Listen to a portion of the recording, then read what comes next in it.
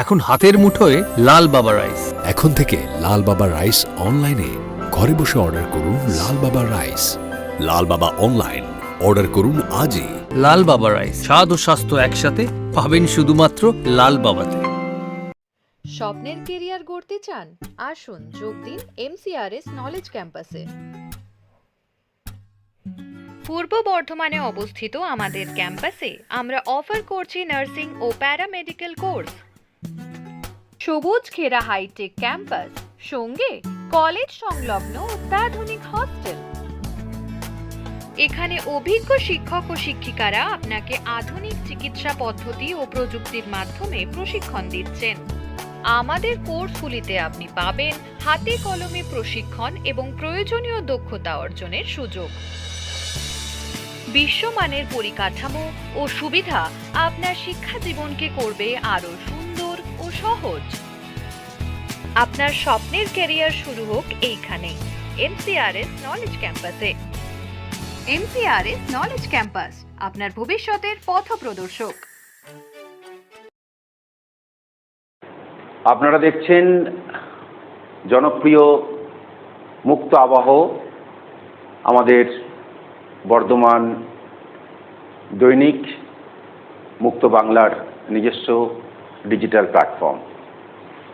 নারী শক্তি বিষয়ক এই অনুষ্ঠানে আমি মেহবুব হাসান, আমার সাথে উপস্থিত হয়েছেন শ্রীমতী চিত্রা সাহা। নমস্কার আমাদের স্টুডিওতে।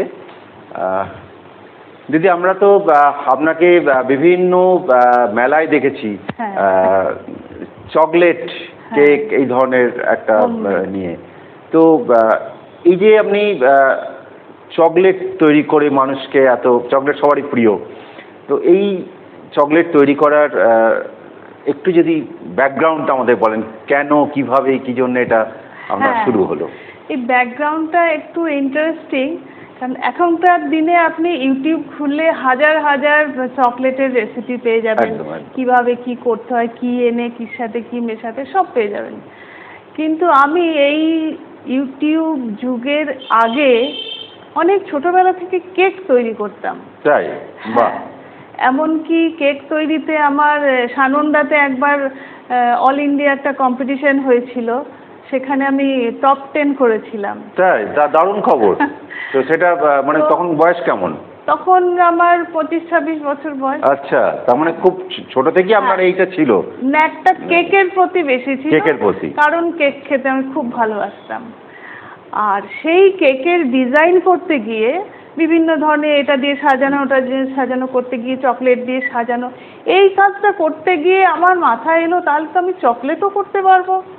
হ্যাঁ, দিয়ে ওই চেষ্টা করতে করতে বিভিন্ন বই ম্যাগাজিন খুলে বা কাগজের রেসিপি বিভিন্ন বইপত্র কিনে করতে শুরু করলাম, কিন্তু তখন বাড়িতেই করতাম। আচ্ছা, মানে সবারই জন্য বা নিজে খাবার জন্য, বন্ধু বান্ধব, চেনা আত্মীয় স্বজনকে দেওয়ার জন্য? হ্যাঁ, দিতাম। সবাই বলতো খুব ভালো হয়েছে, খুব ভালো হয়েছে। আর আমার প্রথম দিকে আমি মানে কর্মজীবনে যখন এলাম, সেটা অনেক দেরিতে, কারণ আমার বিয়ের পর আমার ছেলে এলো, তাকে একটু বড় করে আমি একটু স্কুলে পড়ানো টড়ানো, বেশ কয়েকটা স্কুলে পড়িয়েছি। আমি একটা স্কুলের প্রিন্সিপালও ছিলাম 1 বছর। তো তারপরে সেটা কোনো কারণে আমি ছেড়ে দিয়েছিলাম, কিন্তু কাজ না করে আর কিছুতে থাকতে পারি না। কি করি দিয়ে কেক, চকলেট এগুলো করে প্রথমে বাড়ি থেকে জোম্যাটো করতে লাগলাম, জোম্যাটোতে সাপ্লাই। খুব ভালো রেসপন্স পাচ্ছি। তারপর আবার যেমন আপস অ্যান্ড ডাউনস হয়, সেটাও আবার কিছুদিন গ্যাপ পড়ে গেল। তারপরে আবার যখন আরেকটু অনেকটা ফ্রি হয়ে গেলাম, তখন মনের মধ্যে অনেকদিন ধরে ছিল যে আমি একটা কিছু একটা করতে হবে, দোকান করব, যাতে আমি আরো অনেক কিছু করি, ক্যান্ডেল বানাই, জুয়েলারি বানাই। তো এই সব কিছু নিয়ে যদি একটা হাতের কাজও থাকবে, কেক চকলেট থাকবে, একটা ছোট্ট মতো দোকান করব। তো এই যে আমি এত কিছু করার পরিকল্পনা কেন মাথায় এলো, কি কারণে? মানে সংসারকে বেঁধে রাখার জন্য, বা নিজের? সংসার তো সংসারের মতন চলছে, তার মাঝে নিজের জন্য একটু মুক্তি পাওয়া, একটা কিছু নিজের আনন্দের জন্য। হ্যাঁ, প্লাস যদি সেটা থেকে আমি কিছু আর্ন করতে পারি, সেটা একটা অন্য ধরনের আনন্দ, যে সেটা আমার নিজস্ব, সেটা আমাকে কারোর কাছে চাইতে হয়নি। তো সেইভাবেই শুরু হয়েছিল। ছোটবেলা থেকেই আঁকিবুকি, কাগজ কাটা, এই কাটা, কার্ড বানানো, এটা বানানো, সেটা আপনার ছিল। ছোটবেলায় যদি আমরা একটু ফিরে যাই, ছোটবেলায় কিভাবে কেটেছে, কোথায় আপনার জন্ম, এটা যদি একটু করেন ছোটবেলাটা। আমার জন্ম হচ্ছে এই স্কটল্যান্ডে যেতে নবগ্রাম পড়ে, নবগ্রাম, সেই নবগ্রামে আমার জন্ম। আচ্ছা। সেখানে আমার বাড়ি আছে, কিন্তু আমার বাবার ট্রান্সফারেবল জব ছিল, তার ফলে আমি কোথাও মানে একটানা থাকতে পারিনি। এখানে 2 বছর, ওখানে 4 বছর, এর ফলে আমি বিভিন্ন স্কুলে পড়েছি। এমনকি আমি আসামেও 4 বছর ছিলাম, পুরুলিয়াতে ছিলাম। হ্যাঁ, তো এইসব করে মানে ওই যাত্রাপালার মতন, এখানে হলো আবার ব্যাকড্রপটা উঠে গিয়ে অন্য জায়গায় হলো। তো আপনার এই নবগ্রামের ছোটবেলাকার স্মৃতি কিছু মনে থাকে? মনে আছে? নবগ্রামে খুবই আনন্দের স্মৃতি। ছোটবেলায় যখন, তখনকার দিনে তো পুজোর সময়, গ্রীষ্মের সময় 1 মাস করে ছুটি পড়তো, সব চলে যেতাম নবগ্রাম এবং মামার বাড়ি। মামার বাড়ি কোথায়? হ্যাঁ, আমার মামার বাড়ি হচ্ছে এই বাঁকুড়া মোড় থেকে চলে যাচ্ছে দামোদরের ওইদিকে, কাঁটাপুকুর, ওখানে হচ্ছে নায়কপাড়া। আচ্ছা। হ্যাঁ, কাঁটাপুকুর নায়কপাড়া, বাঁকুড়া ডিস্ট্রিক্ট। বাঁকুড়া ডিস্ট্রিক্ট নয়, বর্ধমানে, মানে বাঁকুড়া মোড় থেকে যাওয়া। আচ্ছা, খণ্ডঘোষের দিকে। হ্যাঁ হ্যাঁ। তো ওখানে নয়তো দেশের বাড়িতে ওই হুল্লোড় করে, এই আমপাড়া, এ করা সে করা করে। তখনকার দিনের যে আমরা যে খেলাধুলা বা যে পরিবেশ পেয়েছি, এখন কি মনে হয়? একদম উল্টো। তখন আমাদের হাতে একটা মোবাইল ছিল না যেটাতে আমি চুম্বকের মতন আটকে থাকবো। এখন এবারে মোবাইলটা শুধুমাত্র এন্টারটেইনও নয়, সেটা অনেক প্রয়োজনও বটে। আমার ছেলেদের, আমরা যেরকম দল বেঁধে খেলে বেড়েছি, দোল খেলেছি, প্রত্যেকদিন বিকেলবেলায় হই হল্লা করে বাচ্চাদের সঙ্গে খেলেছি, সমবয়সীদের সঙ্গে। এখনকার দিনে আমার ছেলের কথাই ধরুন না, ওর এই এতদিনে, এখন ওর মাস্টার্স করা হয়ে গেছে, এতদিনে ওর মা বলছে, মা আমার এখন ভালো ভালো কিছু বন্ধু হয়েছে। তো ওদের ওই হই হুল্লোড় করে খেলা, স্কুলে যেটুকু, বাড়িতে এসে খালি টিউশন যাওয়া আসা, এই করে করেই তো কেটে গেল। এখন তো খেলার মাঠও আর কেউ যায় না, আর পুকুরে সাঁতারও কাটে না। না না, সবটাই মোবাইল। না, পুকুরে সাঁতার কাটতে আমরাই ছাড়বো না, বরং সুইমিং পুলে ভর্তি করব। একদম, আমাদেরও অনেক দোষ আছে।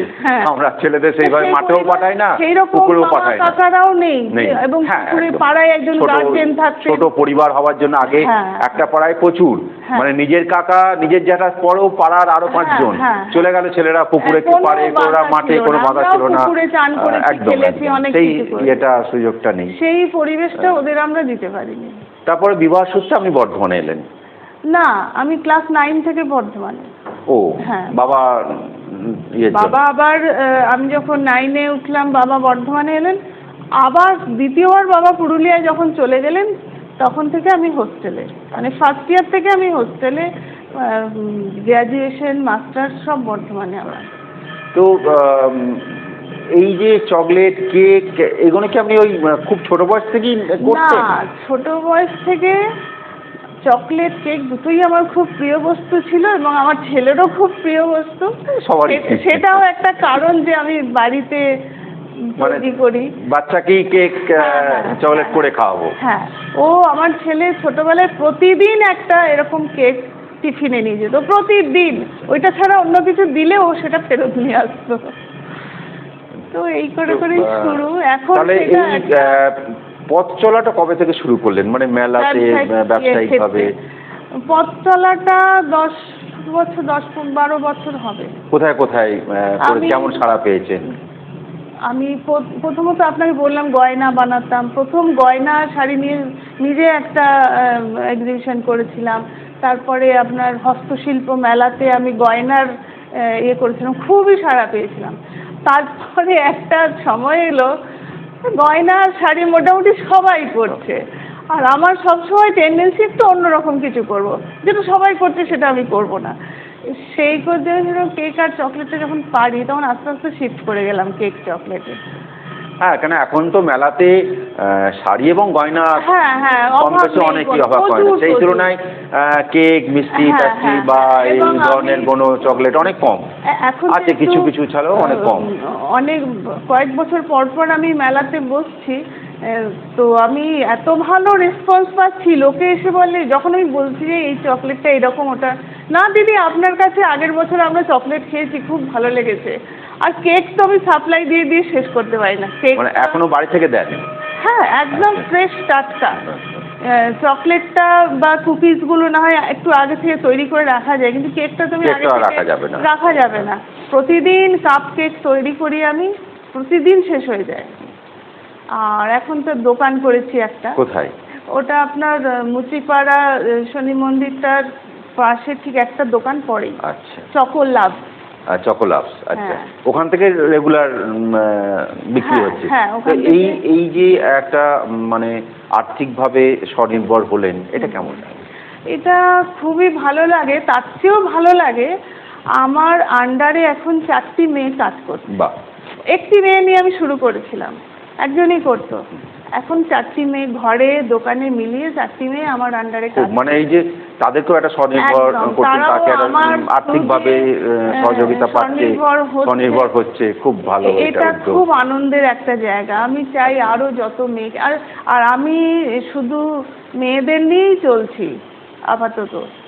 হ্যাঁ, মানে নারী শক্তি, একদম নারী শক্তির জয় হোক। তো এই এতটা জার্নি আপনি করেছেন, খুব আনন্দ পেয়েছেন কোনো কোনো ঘটনা ছোট থেকে আজ পর্যন্ত, যেটা আপনাকে বা আপনি আমাদের দর্শকদের সাথে শেয়ার করতে পারবেন যে এই বিষয়টা আমার খুব আনন্দ দিয়েছে? আনন্দ দুঃখ মিলিয়েই তো জীবন, একদম। এবং আনন্দ তো অনেক ক্ষেত্রেই পেয়েছি। আমার ছেলে, ও আমার বিজনেসেও আমাকে প্রচুর হেল্প করে, এবং সব কিছু ওর আগে আমাকে না বললে হয় না। তো মানে কি বলবো, হাজবেন্ড বলুন, বন্ধু বলুন, সবার সাথে একটা না একটা বাধা থাকে। তো আমার ছেলে আমার খুব বড় বন্ধু, এটা আমার একটা খুব আনন্দের প্রাপ্তি। মায়ের এটাই বড় প্রাপ্তি যে ছেলে তার বন্ধু। হ্যাঁ, এরকম ছেলেই তো দরকার, যে মায়ের সাথে বোঝে, মায়ের দুঃখ কষ্টটাও বোঝে, কিসে মা আনন্দ পাবে সেটাও বোঝে। হ্যাঁ। খুব কষ্ট পেয়েছেন কখনো, যেটা আপনি শেয়ার করতে পারবেন? সব কথা তো শেয়ার করা যায় না, মানে আমাদের দর্শকদের কাছে মনে হয় যে এটা বললে আমার কোনো অসুবিধা নেই।